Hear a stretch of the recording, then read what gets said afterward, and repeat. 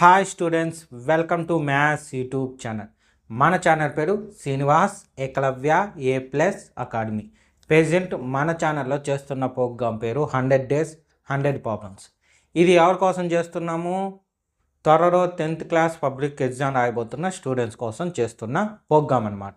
ముఖ్యంగా C&D స్టూడెంట్స్కి use అయ్యే విధంగా ఈ ప్రోగ్రామ్స్ డిజైన్ చేసుకున్నాము. అందులో భాగంగా ఈరోజు డే 51, అంటే ఆల్రెడీ 50 days వీడియోస్ అయిపోయినాయి. ముఖ్యంగా నిన్న అప్లోడ్ చేసిన డే 50 వీడియో అనేది చాలా ఇంపార్టెంట్.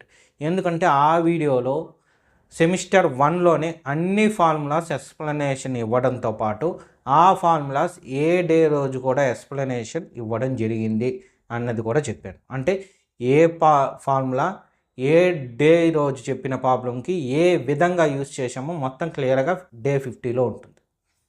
ఓకేనా? ఆ వీడియో మీరు చూడాలనుకుంటే ఈ వీడియోకి రైట్ సైడ్ టాప్లో డే 50 అని కనిపిస్తే దాన్ని క్లిక్ చేయండి. సో నిన్న వీడియో ఓపెన్ అవుతుంది. లేదా ఈ వీడియోకి ఎండింగ్లో కూడా ఆ వీడియో లింక్ ఉంటుంది డే 50ది, అక్కడ నుండి కూడా ఆ వీడియో చూడొచ్చు. లేదా ఫస్ట్ నుండి చూడాలి మేము అనుకుంటే మాత్రము ఇదే వీడియోకి రైట్ సైడ్ టాప్లో 100 Days 100 Problems అని కనిపిస్తుంది. దాన్ని టచ్ చేస్తే ఫస్ట్ ప్రాబ్లం నుండి 1 by 1 ప్లే అవుతుంది. ఓకేనా? ఇదే విధంగా మొత్తం వీడియోలో మొత్తం 5 ఉంటాయి. 5 టైటిల్స్ కనిపిస్తాయి మీకు రైట్ సైడ్ టాప్లో. సో ఒక్కొక్క టైటిల్ ఒక్కొక్క వీడియోని ఓపెన్ చేస్తుంది. ఓకే, ఆ విధంగా మీరు ఆ డే నుంచి కూడా కావాలంటే చూసుకోవచ్చు. సరే, ఇంక ఈరోజు ప్రాబ్లం స్టార్ట్ చేద్దామా? ఈరోజు ప్రాబ్లము ఒకటే ప్రాబ్లం చెప్తాను, ప్రాక్టీస్కి ఇవ్వడం లేదు. ఎందుకంటే ఇవంతా మనము సర్కిల్స్ నుండి తీసుకున్నాం. సో సర్కిల్స్ చాప్టర్ ఉంది కదా, అందులో నుండి తీసుకుంటాము. అయితే ఈ చాప్టర్లో మీకు 3 వీడియోస్ చేస్తాను. 3ట్లోనూ కొన్ని ప్రాబ్లమ్స్ పెడతాను. ఇవి మేజర్గా చదువుకోండి. ఎందుకంటే ఈ చాప్టర్లో చాలామంది కన్ఫ్యూజ్ అయ్యేదానికి ఛాన్సెస్ ఎక్కువగా ఉంటుంది. అందువల్ల దీనిలో లిమిటెడ్గా ప్రాబ్లమ్స్ తీసుకోవడం జరిగింది. సరేనా? మీకు ఈజీగా ఉండడానికి. ఓకే, అదేవిధంగా ఈ చాప్టర్లో మనకి అడగడానికి ఛాన్స్ ఉన్న ప్రాబ్లమ్స్ ఒకసారి చూస్తే 4 మార్క్స్ ప్రాబ్లం ఒకటి, 2 మార్క్స్ ప్రాబ్లం ఒకటి, 1 మార్క్ ప్రాబ్లం ఒకటి ఉంటుంది. అంటే టోటల్ 7 మార్క్స్ వస్తాయి. ఏది సర్కిల్స్ అనే చాప్టర్ నుండి. మన వీడియోస్లో 4 మార్క్స్ పైన 2 వీడియోస్ చేస్తాను, 2 మార్క్స్ పైన ఒక వీడియో చేస్తాను. ఓకేనా? సరే, ఇంక ఈ ప్రాబ్లంకి వస్తే ఇది 4 మార్క్స్ ప్రాబ్లం. ఎన్ని మార్క్స్ ప్రాబ్లము? 4 మార్క్స్. ఒకసారి క్వశ్చన్ చూస్తే 2 concentric circles are radius 5 and 3. Find the length of the chord of the largest circle which touches the smaller circle. So question చదవగానే మీకు అర్థమైంటుంది. ఇక్కడ 2 సర్కిల్స్ ఉంటాయి, లార్జర్ సర్కిల్ ఒకటి, smaller circle ఒకటి. Larger circle కాబట్టి దీని రేడియస్ 5, స్మాలర్ సర్కిల్ రేడియస్ 3. ఈ క్వశ్చన్కి డయాగ్రామ్ ఇవ్వడు, మనం గీయాలి, అది కూడా గుర్తుపెట్టుకోండి. కాన్సెంట్రిక్ సర్కిల్స్ అంటే ఏమో తెలిస్తే కానీ మీరు డయాగ్రామ్ గీయలేదు.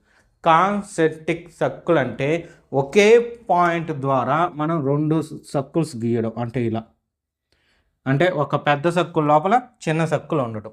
ఓకేనా? వాటిని కాన్సెంట్రిక్ సర్కిల్స్ అంటాం. మీకు పేరు తెలియాలని చెప్తా అంటాను, అంతే, ఇంకేం లేదు. ఎందుకంటే ఒకవేళ identify concentric circles in the following అని 1 మార్క్ బిట్గా వస్తే డయాగ్రామ్స్ ఇచ్చినప్పుడు మీరు ఐడెంటిఫై చేయగలగాలి. అందువల్ల ఇంకేం లేదు. సరే, ఇప్పుడు డయాగ్రామ్ గీద్దాం ఫస్ట్.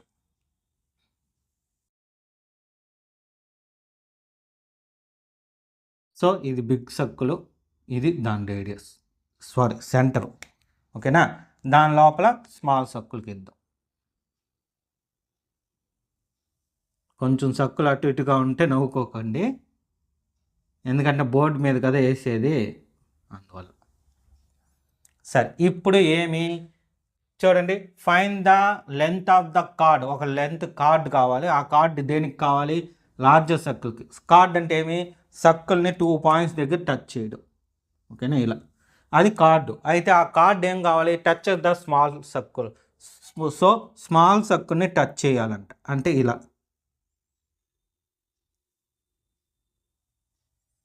ఇలా గీయాలి. అర్థమైందా? అంటే ఈ లైను ఫర్ ఎగ్జాంపుల్ దీనికి ఒక పేరు పెట్టుకున్నామే అనుకోండి, ఏబి అనే పేరు పెట్టుకున్నాం. ఏబి లైను బిగ్ సర్కిల్కి వచ్చి కార్డ్ అవుతుంది, చిన్న సర్కిల్కి వచ్చి ట్యాంజెంట్ అవుతుంది. అదనమాట డిఫరెన్స్. ఓకేనా? లైన్ ఏమో ఒకటే, కానీ ఒకదానికేమో ట్యాంజెంట్, ఇంకో దానికేమో కార్డ్ అయింది. ఆ విధంగా గీయాలి. సో ట్యాంజెంట్ అని ఎక్కడ మెన్షన్ చేయాలి, మనం టచెస్ అని చెప్పాడు, టచెస్ ద స్మాల్ సర్కిల్. ఆ విధంగా అది ట్యాంజెంట్గా మారింది. ఓకేనా? ఇక్కడ ఏం చేయాలి, మనం ఏం కనుక్కోవాలి, లెంత్, ఏబి లెంత్ కావాలంట. ఓకేనా? అయితే దానికన్నా ముందు మనం గీయాల్సింది కొన్ని ఉంటాయి, చూడండి నేను గీస్తాను. ఫస్ట్ సో ఇది ఏమవుతుంది, స్మాల్ సర్కిల్కి రేడియస్ అవుతుంది. అవునా?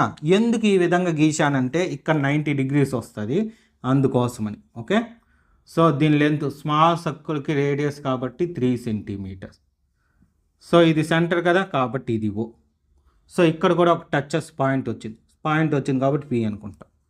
ఇంకా చూడండి, ఈ లైన్ని టచ్ చేస్తే, అదే జాయిన్ చేస్తే ఏం ఫామ్ అయింది, ట్రయాంగిల్ ఫామ్ అయింది. కానీ ఆ లైను బిగ్ సర్కిల్కి ఏమవుతుందంటే రేడియస్ అవుతుంది. సో ఆ రేడియస్ లెంత్ వచ్చి 5 centimeters. ఇది డయాగ్రామ్.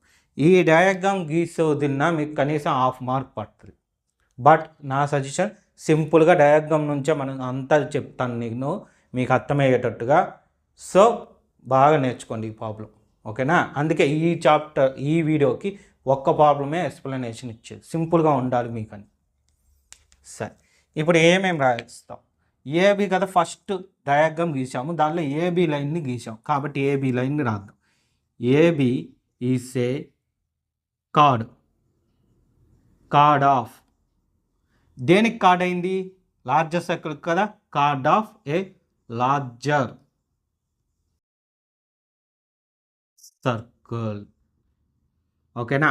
అండ్ తర్వాత ఏమైంది, ఏ ట్యాంజెంట్, ఇదే ట్యాంజెంట్ కూడా అయింది. దేనికి, స్మాలర్ సర్కిల్కి ట్యాంజెంట్ అయింది, అదే రాద్దాం. And A tangent of a smaller circle. So ఆ లైన్ గురించి రాసాం. మనం ఇప్పుడు ఏ డయాగ్రామ్ గీస్తామో దాన్ని తెచ్చి పెడతాండ స్టెప్పుల వైజ్. ఓకేనా? ఇలా ఏబి లైన్ గీసాను, అది దీనికేమో కార్డ్ అయింది, చిన్నదానికేమో ట్యాంజెంట్ అయింది, అంతే పాయింట్. దీనిలో ఏముంది మీకు కన్ఫ్యూజో, ఈజీగా రాసేయచ్చు. ఓకేనా? సో క్వశ్చన్ మొత్తం ఇదే విధంగా చెప్తాం. నెక్స్ట్ చూడండి, ఆ ట్యాంజెంట్ ఏమైంది, ట్యాంజెంట్ ఇక్కడ ఎన్ను పెట్టలేదా, సారీ. ట్యాంజెంట్ ఏబి కదా, ట్యాంజెంట్ గీసాము, దానికి పేరు పెట్టాము ఏబి అని. ఈసే పర్పెండికులర్ అయింది, పర్పెండికులర్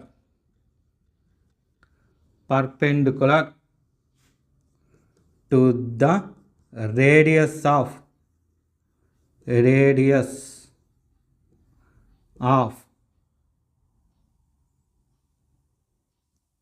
3 centimeters. సో పర్పెండికులర్ ఈ రేడియస్కి. ఓకేనా? అదేమి అట్ ది పాయింట్, ఆ రేడియస్ ఎక్కడ ఉంది, ఆ పాయింట్ ఆఫ్ కాంటాక్ట్. సో ఈ point of contact P. So radius smaller సర్కిల్కి, ఆ రేడియస్కి ఈ ట్యాంజెంట్ టచ్ అయింది, ఎక్కడ, పి దగ్గర టచ్ అయింది. ఆ పీనే పాయింట్ ఆఫ్ కాంటాక్ట్ అనొచ్చు. ఇది కూడా బిట్ ఆన్సర్ పడవచ్చు. What is the point of contact in the diagram అని 1 markలో పడవచ్చు. ఓకేనా? సో అక్కడ కూడా అలా కూడా ఆలోచించాలి. అందుకే నేను చెప్పింది మ్యాక్సిమం అన్నీ కవర్ అవుతుంది మన దానిలో. సరే, ఓకే, అయిపోయింది స్టెప్. ఇక 90 degree తర్వాత చూడండి, నేను గీసేటప్పుడు కూడా ముందు ఇది గీశాను, తర్వాత ఈ లైన్ గీసాను. ఆ తర్వాత ఈ లైన్ ఎందుకు గీశాను, 90 degrees ఉందని కదా చెప్పాను. సో అదే రాద్దాం. therefore angle OPA is equal to ఎంత అని చెప్పాను, 90 degrees అని చెప్పాను. సో చెప్పిన తర్వాత ఈ లైన్, ఈ రేడియస్ గీసిన తర్వాత అది ఏమైంది, ట్రయాంగిల్ అయింది కదా. సో ఆ ట్రయాంగిల్కి ఒక పేరు ఉంటుంది కదా. ఏ టైప్ ఆఫ్ ట్రయాంగిల్ అయింది, ఇక్కడ 90 degrees ఉందంటే ఏమని అర్థము, రైట్ యాంగిల్ ట్రయాంగిలే కదా, అదే రాద్దాం. ఇన్ ట్రయాంగిల్ సేమ్ అదే, పిఏ ఈసే ఏం ట్రయాంగిల్ అని చెప్పాను? Right triangle. Right triangle. So ఎప్పుడైతే రైట్ ట్రయాంగిల్ అయిందో మనము పైథాగరస్ థీరంని యూజ్ చేసుకుంటాం. గుర్తుందా పైథాగరస్ థీరము? జస్ట్ అదొక్కటి రాస్తే చాలు. బై ఇక్కడ వద్దు, ఇక్కడ రాద్దాము, ఎందుకంటే ఈ క్యాలిక్యులేషన్ ఇంకా ఉంది చెయ్యాలి అందులో. By using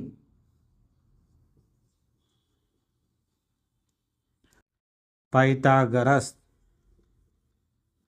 theorem. So Pythagoras theorem పేరు పెట్టేయచ్చు మీరు, బట్ దాన్ని రాసే విధానం మర్చిపోకూడదు. మనం రాసేటప్పుడు ఎలా రాసుంటామంటే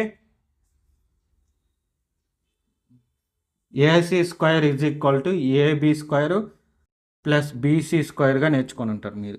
అయితే ఇక్కడ సి లేదు, బి లేదు, వాటి బదులు ఓ ఉంది, పి ఉంది. దానికి తగ్గట్టు ఎలా రాయాలి చెప్తా చూడండి. సింపుల్. వీటిల్లో 90 degrees ఎక్కడుందో ఐడెంటిఫై చేయండి. ఎక్కడుంది? పి దగ్గర ఉంది. దాని ఆపోజిట్ ఏముంది? ఓఏ ఉంది. So OA square is equal to remaining 2 sides రాసింది.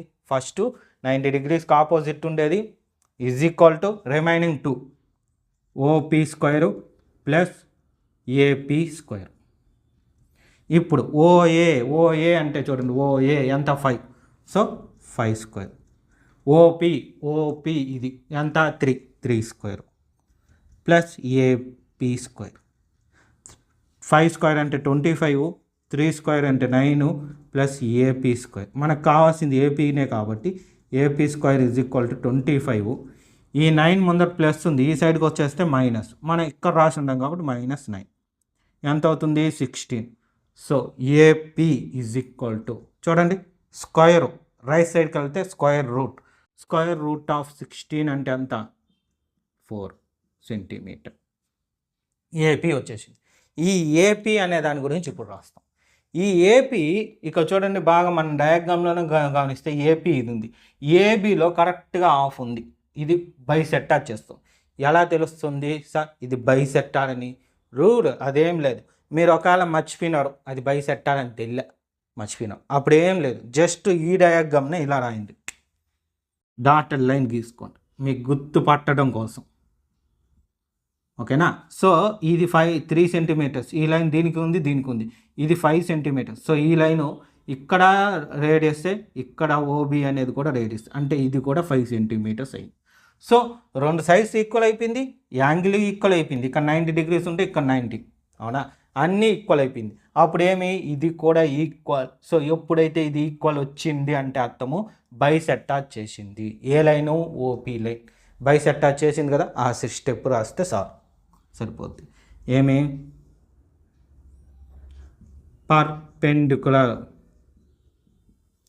Perpendicular from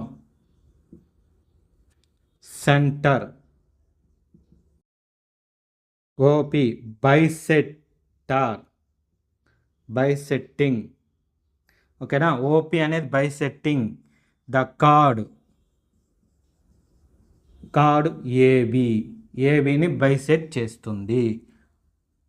to the chord దేనికి? లార్జర్ సర్కిల్ కదా. టు ది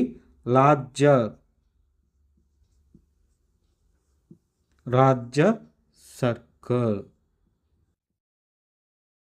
సో అప్పుడు ఏమైనా అర్థము?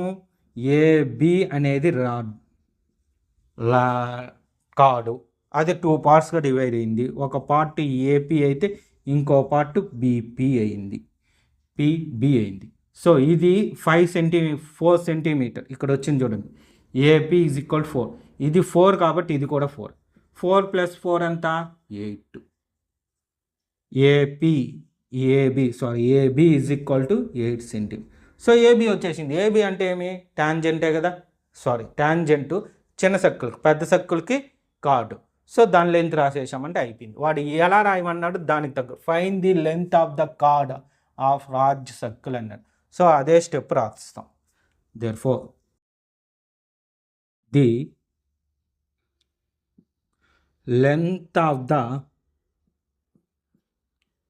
Card of the larger circle, chord of the larger circle AB is equal to 8 centimeter. ఇది problem. చూడండి, మనము ఇక్కడ కొత్తగా నేర్చుకుంది ఏమీ లేదు. జస్ట్ క్వశ్చన్లో పదాలకు మనకు అర్థం తెలుసు, ఇవన్నీ తెలుసు. బట్ ఈ కాన్సెంట్రిక్ సర్కిల్ అంటే మాత్రమే ఇప్పుడు తెలుసుకున్నారు. So diagram గీసాం. డయాగ్రామ్లో వాడు చెప్పిన క్వశ్చన్కి తగ్గట్టు లైన్స్ గీసాం. లైన్స్ గీసి డయాగ్రామ్ గీసాం కాబట్టి ఆ స్టెప్స్ అంతా తెచ్చి రాసాము. అది రైట్ ట్రయాంగిల్ కాబట్టి దాన్ని సాల్వ్ చేసాం, సింపుల్ చేసేసాం. పైథాగరస్ ఇదేమి పర్పెండిక్యులర్ బైసెక్టర్ కాబట్టి. ఈ ఒక్క పాయింట్ నాకు తెలిసి మీకు కష్టంగా ఉండొచ్చు, ఇది ఒక్కటి. బట్ తప్పదు, ట్రై చేయండి. ఎందుకంటే 4 మార్క్స్ ప్రాబ్లం. సో ఈ చాప్టర్ నుండి ఒక 4 మార్క్స్ ప్రాబ్లం వస్తుంది. ఓకేనా? ఒకవేళ వచ్చేదానికి ఛాన్స్ ఉన్న ప్రాబ్లమ్సే మనం, అంటే ఇంపార్టెంట్ ప్రాబ్లమ్సే కదా మనం చెప్పుకునేది, అందుకోసం. సరే, ఇప్పుడు మీరేం చేస్తారో నీట్గా క్వశ్చన్ రాసుకొని డయాగ్రామ్ వేసుకొని ఇదంతా నీట్గా నోట్ చేసుకోండి. ఓకేనా? ఇదంతా రఫ్ వర్క్, మీరు ఎక్కడ ఆన్సర్లో తెచ్చి కలుపుతారని రెడ్డింగ్తో సపరేట్ చేశారు. సో ఇది తర్వాత ఇది క్లియర్. 1కి 2 సార్లు చూసి బాగా ప్రాక్టీస్ చేయండి ఈ ప్రాబ్లం. అందుకే ఈరోజు ఒకే ఒక్క ప్రాబ్లం మీకు ఇచ్చింది. నోట్ చేసుకొని నీట్గా. సో చూశారు కదా, ఇదే విధంగా రిమైనింగ్ ఎన్ని డేస్ ఉన్నాయి మీ ఎగ్జామ్కి? 49 డేస్ ఉన్నాయి. ఓకేనా? అందుకు రివర్స్లో వచ్చేది ఎందుకు అంటే 51 డేస్ అయిపోయినాయి, ఇంకా రిమైనింగ్ అంతా 49 డేస్ ఉన్నాయి. 49 వీడియోస్ కూడా రావాలి. ఓకేనా? వస్తుంది, ఖచ్చితంగా వస్తుంది. మీ ఎగ్జామ్ స్టార్ట్ అయ్యే ముందు రోజు వరకు నా వీడియోస్ అప్లోడ్ అవుతూ ఉంటుంది, డైలీ ఒక్కొక్క వీడియో చొప్పున. ఇంకా 49 వీడియోస్ అప్లోడ్ చేస్తాను. అవన్నీ మీకు నోటిఫికేషన్ రూపంలో రావాలంటే ఏం చేయాలి? మీరు మన ఛానల్ని తప్పకుండా సబ్స్క్రైబ్ చేసుకోండి. మన ఛానల్ పేరు శ్రీనివాస్ ఏకలవ్య A+ అకాడమీ.